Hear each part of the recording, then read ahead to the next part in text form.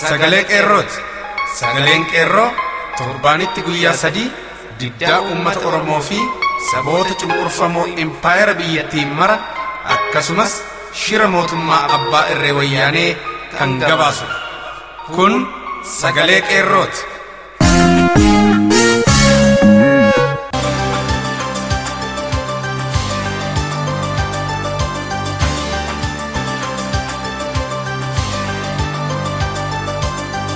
Agayya 19 bara 2015 sagalee qeerroo irraa qophii keenya har'aa eegalleerra. Ani murtii guutooti. Keessummeessuun isin faanaan tura. Qabiyyee qophii keenya har'aa dura irratti oduutu isiniif dhiyaata. Itti aansuun qophii addaa diyaaspooraan wayyaaneen leellistu kun eenyu? Mata duree jedhuun isiniif dhiyaata. Wallee warraaqsaas qabna. Hanga xumura qophii keenyaatti akka nu waliin turtan isin affeerra. Mata dureen oduu keenya har'aa ummanni Oromoo bakkeewwan garaagaraatti walgahii wayyaanee hin teenyu jechuun fincilaa jira. Babal'ina oduuf jaal tokkichaa murteessaa. Godina Horroo Guduruu Wallaggaa aanaa Guduruu magaalaa Kombolchaatti uummanni Oromoo walgahii wayyaaneen ololoota siyaasaaf gootu irratti hirmaachuu waan dideef reebichaa fi hidhaan dararamaa jira. Godina Horroo Guduruu Wallaggaa aanaa Guduruu magaalaa Kombolchaatti uummanni Oromoo mootummaa wayyaanee ergamtoota sirnicha OPDO'tiin bullu jechuun murtii walgahii wayyaanee kallattii kamiiniyyuu gootu irratti hirmaachuu waan dideef reebichaa fi hidhaan dararamaa jiraachuun dhaga'ame. Mootummaan ergamtuun OPDO wayyaanee ergama diinummaa fudhachuun uummata dirqisiisanii bituuf humna waraana poolisii federaalaa fi koree bittinneessaa kanneen jedhaman uummata irratti bobbaasuun galgala sa'a 12 booda nama karaa irratti argan hunda gaaffii tokko malee reebuu fi hidhuun gidirsaa jiraachuun barame. Hojjettootni fi dafqaan bultoonni galgala nyaata bitanii nyaatan illee otoo hin hambisin hunda walitti qabanii rukuttaa uleen miidhaa jiru. Haalli kun uummata hunda gara fincila diddaa garbummaatti seensaa jira jedha odeessi qeerroo bakkicha. Uummatni mootummaan wayyaanee fedhii keenya malee waggaa 25 guutuu dirqamaan afaan qawwee fi humna waraanaan dirqisiisee nu bitaa turuutti hedduu gaddina. Kanaan booda wareegama kamuu yoo ta'e ni baasna malee mootummaa wayyaaneef dirqamaan hin jilbeeffannu jechuun murtii isaanii jabeessaniiru. Mootummaan abbaa irree wayyaanee kan uummata nurratti kakaasaa jiruu fi uummata nurratti ijaaree jiru qeerroo dargaggoota barattoota Oromoo dhaabbilee barnoota olaanoo irraa ba'anitu nu goolaa jira jechuun hordoffii addaa barattoota Oromoo irratti gaggeessaa jiraachuun saaxilame. Haala kanaan wal qabatee namoonni hedduun aanaa Guduruu irraa qabamanii hidhamuu maddeen qeerroo bilisummaa Oromoo magaalaa Kombolchaa irraa gabaasan. Addatti bulchaa aanichaa kan ta'e namni Biqilaa Fiixaa jedhamu ergama gooftolii isaa ifatti uummata duratti bahuun humnaan akka uummata bulchaa jiran ibsuun kan karaa nu dhiphisee barattoota waan ta'eef humna nagaa eegsisuun guyyaa lamaaf itti gadhiifnee karaa bal'ifna jechuun abbaa irrummaa isaa sodaa tokko malee ifatti beeksiseera. Jiraataa magaalaa Kombolchaa kan ta'e dargaggoo Kadir Muusaa Umar gaaffii fi badii tokko malee bakka jireenya isaa deemuun reebichaa fi dararama irra geessuun gara mana hidhaa geessanii achitti reebicha hamaa irra geessaa jiru. Walumaa galatti namoonni ammaaf mana hidhaa waajjira poolisii magaalaa Kombolchaa jiran 10 ol ta'anis sababa gaaffii dhorkamaniif eenyummaa fi maqaan isaanii adda hin baafamne. Naannoo kibba godina Gaamuu Goofaa magaalaa Arbaa Minch aanaa Buruudaa fi Dootaree keessatti warraaqsi bilisummaa itti fufuu qeerroon gabaase. Naannoo aanaa fi magaalaa Arbaa Minch aanaa Buruudaa fi Dootaree keessa jiraatan uummanni hunduu walitti dhufuudhaan qaamni mootummaa gabroonfataa wayyaanee ammaa kaasee naannoo kana hin bulchiin jedhan. Maddi gabaasaa caasaa godina Gaamuu Goofaa irraa gabaasuun uummanni mootummaa wayyaanee balaaleffachuun sirna mootummaa wayyaanee ittiin fufin jechuudhaan yeroo dhiyoo asitti fincila kan eegale haala wal irraa hin cinneen kan itti fufee jiruu fi torbee kana keessattis uummanni naannoowwan kanneen keessa jiraatan sirna mootummaa abbaa irree wayyaanee balaalessuuf qaamotaa fi deeggartoota isaa of keessaa baasuu fi bulchiinsa akka ittiin fufne murtoo godhachuu qabna jechuun waraqaaleen garaagaraa afaan adda addaan dargaggoota magaalaa Arbaa Mincii, Buruudaa, Dootaree fi kan kana fakkaatan keessa jiraatan barreessuun bittimsuu fi uummannis kana deeggaruun dhaga'ame. Qaamni mootummaa wayyaanee naannoo kana bulchuu ammaa kaasee dhaabuu qaba jechuun dhaadannoo yeroodhaa yerootti barruu fi sagaleedhaan agarsiisaa akka jiran kan jabeeffame itti fufu ta'uusaas odeessi bakkichaa sagalee qeerroof dhaamsa isaanii dabarse. Dhuma irratti naannoo Beenishaangul Gumuz godina Asoosaa aanaa Mangee jiraattota ganda Salaamii fi bulchitoonni walitti bu'uu irraan diddaan uummataa hammaataa deeme.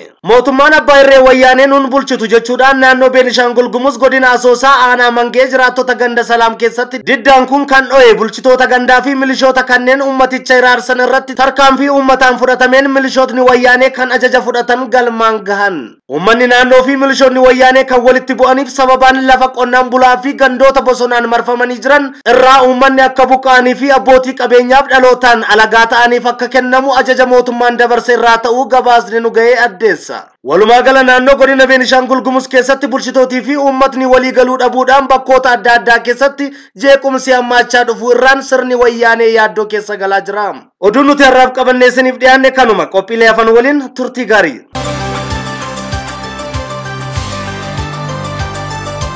Diyaaspooraan wayyaaneen leellisaa jirtu kun eenyudha? Wayyaaneen dargiin qabsoo ummataatiin taayitaarraa makfame akkuma afaan qawween barcuma qabatteen naannolee waraanaan miidhamaniif dursa kennina jechuun naannolee kaan irraanfachuun misooma mootummaa gara Tigraayitti akka galagalu gochuun dargaggoonni Tigraay baay'inaan gara hoomaa waraanaatti akka seenan gochuun hanga ammaatti hoomaa waraanaa biyyattii keessatti sadarkaa gadii irraa hanga olitti ajajoonni isaanidha. Kanaanis hojii dhabdoota ilmaan Tigraay hedduu salphiseera. Dabalataanis poolisii federaalaa keessatti sadarkaa ajajummaa guutuutti kan to'atee jiru isaanidha. Keessaafuu caasaa dameetikaa eenyuttuu dabarsanii kennuu hin fedhan. Kanaatii achi manneen hojii federaalaa keessatti maqaaf fakkeessuuf sabaaf sablammii keessaa of dura qabanii biiricha guutummaasaa weeraruun kan to'atan ilmaan TPLFidha. Gumruk ameessa ilmaan Tigrootaa qofa ilmatanidha jechuu dandeenya. Import exportiin madda galii isaaniiti. Isaan qaraxa malee kan ittiin galfatan warra kaan irraa immoo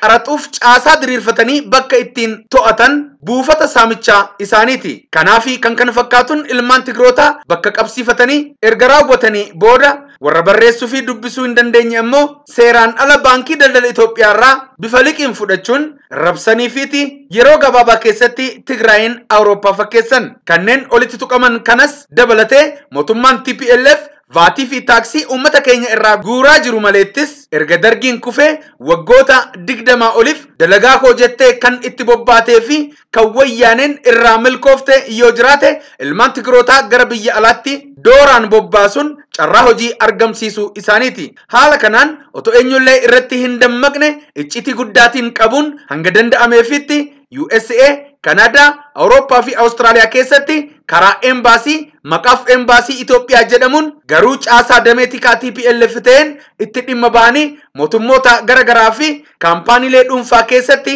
qacarsiisan. Kanneen kanarraa hafan ammoo keessaafuu dubartoota isaanii karaa seera qabeessa ta'een mootummoota wajjin shariikomanii jumlaan gara biyyoota Arabaatti bobbaasan. Waggoota 15 oliif erga isaan lammiilee isaanii ilmaan Tigrootaa waggoota 15 oliif erga isaan lammiilee isaanii ilmaan Tigraayiif itti hojjetanii booda yeroo dhiyoo kana lammiilee sabaaf sablammii biyyattii keessatti argamaniif kanneen hojii dhabdoota ta'an biyya ofii irratti dararamanis carraa kanatti fayyadamu jalqaban. Haa ta'uuti ilmaan Tigraay sababa lamaaf sabaaf sablammiin carraa hojii biyya alaa keessatti akka hirmaatan hin barbaadan. Keessaafuu lammiin Oromoo. Kunis tokko Oromoon hudhaa dinagdee jaarraaleef keessa ture keessaa akka ba'u moototiin Habashootaa kalee fi har'as jiran gonkuma hin fedhan. Lama maqaan Oromoo jedhamu ukkaamsaa keessaa bahee awwaala diigee bahee maqaan isaa akka dhagahamu eenyummaan isaa akka beekamu hin fedhan. Kanas kan godhan dhugaan Oromoo yoo beekame mirgi abbaa biyyummaa isaa kansaa ta'uu waan beekaniif haqni kun ifa ta'ee akka mul'atu hin hayyaman. Gaaffiin siyaasaa Oromoo kufaatii inni isaanitti fiduu danda'u yaadda'u. Bakkeen isaan qabatanii jiran kun hundi kan Oromoo akka ta'ee fi Oromoof akka malu bilcheessanii beeku. Haa ta'u malee yoo beekanis bakkicha Oromoof gadhiisuu waan hin feeneef dhugaan isaa dukkana keessatti ukkaamame akka jiraatu waan fedhaniif Oromoon tokkollee bifa kamiinuu ukkaamsaa kana keessaa bahee daangaa har'a Itoophiyaa jedhamtu kana cehee gara biyya alaa deemee jijjiirama dinagdee dhaala beekumsaa akka godhatuu fi sagaleen isaa akka dhagahamu hin fedhan. Waan ta'eefis sababa garagaraatiin yakkuu fi hidhuun ashaaraa qubaa isaanii fudhatanii paaspoortiin akka hin hojjetamnee fi gochuun akka biyyaa hin baane kan taasifaman ilmaan Oromoo lakkoofsi isaanii hanga hin qabu. Keessaafuu sochii siyaasaatiin kan shakkaman immoo uggurri kun itti jabaata. Kanaafuu carraa barumsaa biyya alaa yookaan iskoolaarshiip illee ni dhorkaman. Kaayyoo garagaraaf gara biyya alaatti deemuuf kan dhorkaman keessatti artistoonni Oromoollee ni argamu. Gara biyya alaa deemanii konsertii akka hin hojjenne hiree dhabsiisaa turan. Walumaa galatti sababilee olitti tuqamanii fi kan birootiin kan ka'e yuunivarsiitiilee biyyattii keessatti argaman hundaa keessatti akkasumas seektaroota hojii garaagaraa keessatti dookteroota ilmaan Tigree hedduminaan arguun waan baratame ta'aa dhufeera. Maqaa isaaniillee sirreessanii barreessuu kan hin dandeenye giraamer yookaan seer luga afaan Ingiliziillee kan addaan hin baafanne ilmaan Tigrootaa kan dookter jedhaman yuunivarsiitiilee hunda keessatti barcuma taayitaa irratti fannifamanii taa'anii yeroo adeemsa baruu fi barsiisuu ajjeesan arguun aadaa biyya kana ta'eera. Yeroo baay'ee barattoota keenya irratti murtiin hin malle akka irratti fudhatamu kan godhanis isaan kanadha. Akkaataa kanaan har'a Tigraay keessa hojii dhabdummaan hin jiru jechuu dandeenya. Hinumaatu pirojektoonni hojii hedduun gara sanatti waan argamaniif hojii humnaa hojjechuuf ilmaan Oromoos dabalatee gara sanatti kan adeemaa jiran arguun waan hin dinqisiisne ta'aa dhufuun argamaati jira. Haa ta'uuti Tigraay keessatti jimaan hin qama'amu, manneen shishaa hin jiran. Wantoota araada akkasii fayyadamuun dhorkaa ta'uusaarraa kan ka'e seeraan nama gaafachiisa. Oromiyaa keessatti garuu karooraa fi tarsiimoon qophaa'ee dargaggoota keenya araada garagaraan agarsiisota kubbaa miilaa fi fiilmiilee iyyaalummaa babal'isan dhukkuba daddarbaaf saaxilan babal'isuun hadoochanii mataa isaanii of irraanfachiisanii dargaggoota ga'umsa hin qabne gochuun jijjiiramaaf akka hin yaanne caasaa diriirsanii bajeta ramadanii hojjetu. Dhimma kana ilaalchisee wayita biraa kan itti deebinu ta'ee gara dhimma jalqabne dhimma daayaspooraatti yeroo deebinu addunyaa irratti lammiilee biyya garagaraatti bittinnahanii jiran keessaa reeshoon lammiilee ilmaan Tigraay parsantii yookiin dhibbantaa olaanaa qabatee agarra. Hinumaatuu akka jedhamutti diyaasporaan ilmaan Tigraay biyyoota alaa jiran qofti lammiilee Tigraay biyya keessa jiran mara jiraachisuu danda'a jedhama. Diyaasporaaleen Tigraay biyyoota alaa garagaraatti argaman kun hojiin dabalataa lammiilee keenya basaasuun kennamee fi lammiilee keenya ajjeesaa fi ajjeesisaa kan turan akkasumas mootummaa isaaniif dabarsanii kennanii hiisisaa kan turan diinota olaanoodhaasi. Har'aan tana diyaasporaalee kanneen gara biyyaatti fiduun maaliif barbaachise?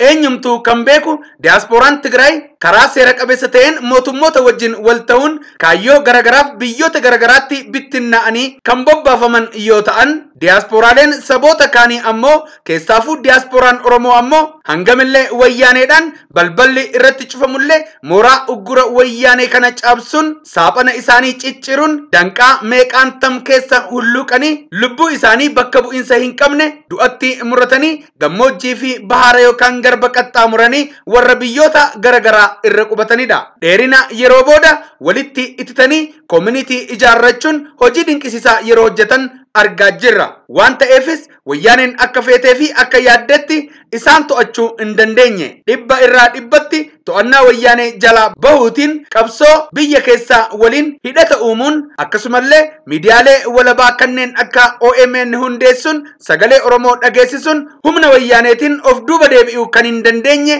dhiibbaalee garagaraa hedduu fidaa jiru. Wayyaaneen humna dabalataa barbaacha mootummaa Chaayinaaf doolaara miiliyoonotaan lakkaa'amu dhangalaastee gabbartee miidiyaalee kana dhaabsisuu waan hin dandeenyeef ummata Oromoo biyya keessatti argamu miidiyicha akka hin ilaalle hidhuu jalqabde. Garuu kanaanis hin dandeenye. Kanaafuu toftaan ishee inni haaraan ummata miidiyaa wayyaanee nuffee yookaan hifatee gara miidiyaa diyaasporaatti galagale kana bita galchuuf diyaasporaan kun ofumaaf dhufee misoomaa fi dimokiraasii wayyaanee akka dinqisiifatu taasisuuf ifaajuu jalqabde. Kanaatii achis kaayyoo gurguddoo lama of keessatti qabateera. Inni tokko humna diyaasporaa Oromoo laaffisuuf tokkummaa isaanii hunkuruu yoo ta'u, lammaffaan inni dhokataa fi kaayyoon sababa diyaasporaa biyyatti deebisuu hunda daranii ilmaan Tigrootaa olitti tuqne kana biyyoota garagaraatti ergamanii kanneen dinagdee isaanii wayyeeffatan kana maqaa diyaasporaatiin gara biyyaatti deebisuun qabiyyee lafaa argatanii akka qubatan gochuuf sababa maaster pilaanii Finfinnee isa haaraa fi maqaa investimentiin qonnaan bulaa Oromoo lafa saarraa fonqolchanii mana isaa diiganii maqaa diyaasporaan ilmaan Tigrootaa ijaaranii qabiyyee lafaa kennuufii fi ilmaan Tigrootaa qubachiisuuf ta'uu kan qalbii qabu hundi akka hubatu gaafanna. Nuti garuu akka qeerroo bilisummaatti waan tokko jechuu barbaanna. TPLF seera federaalizimii biyyattii diigee daangaa Oromiyaa weeraraa fi weerarsiisaa jira. Garuu jeequmsa olaanaa kana hin jedhamne biyyattii irratti dhalachuuf taa'uufis gaafatamummaan kan isaanii akka ta'e gadi jabeessine akeekkachiisaa lafa Oromoo maqaa investimentiin dhaalaman hundaa ganama bilisummaa Oromoo qonnaan bulaa keenyaaf akka deebi'an abbootiin qabeenyaa kaanis taatan ilmaan Tigrootaa beekuun laazima. Hariiroo jorgootiin qophaa'ee kan dhiyaate qeerroo bilisummaa Oromiyaa.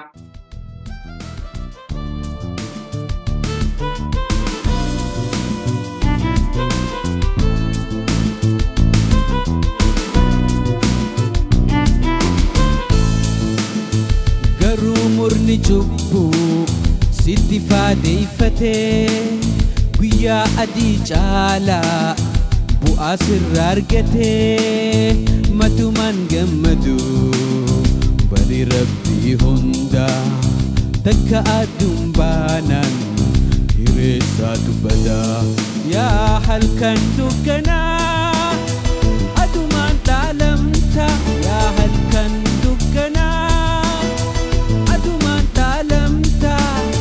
akkanattiin haftu bari'uuf jiraata yaa halkan dukkanaa adumaan dhaalamta akkanattiin haftu ifumaaf jiraata.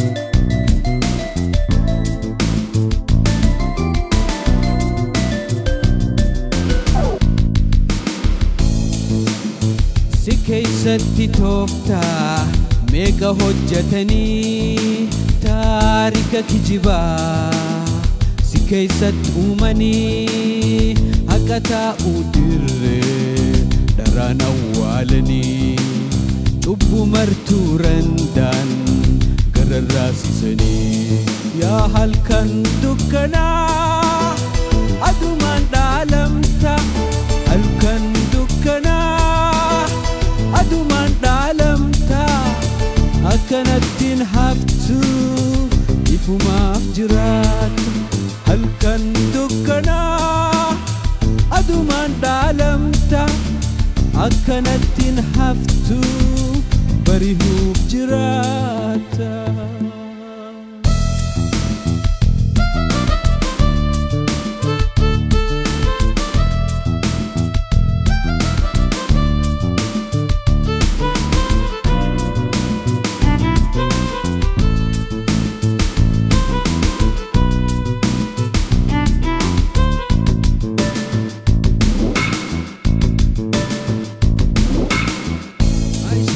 Tolta dila kana hunda galata kamiiti isaan irraa argatta hin eeggatin biraa ijaaf galatallee takka aduun baanaan dhaba bakka hurre yaa halkan dukkanaa adumaan dhaalamta halkan dukkanaa adumaan dhaalamta akkanattiin haftu bari'uuf jiraata halkan dukkanaa adumaan dhaalamta akkanattiin haftu ifumaaf jiraata.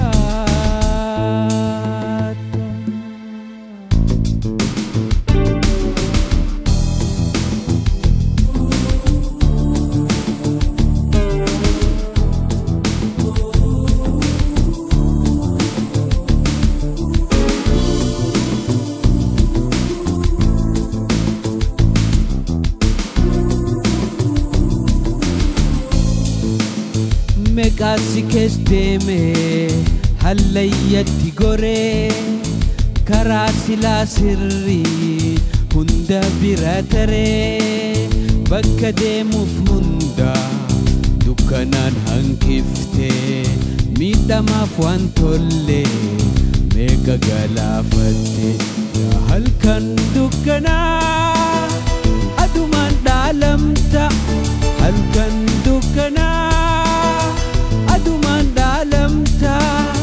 akkanattiin haftu bari'uuf jiraatta halkan dukkanaa adumaan dhaalamta akkanattiin haftu ifumaaf jiraatta.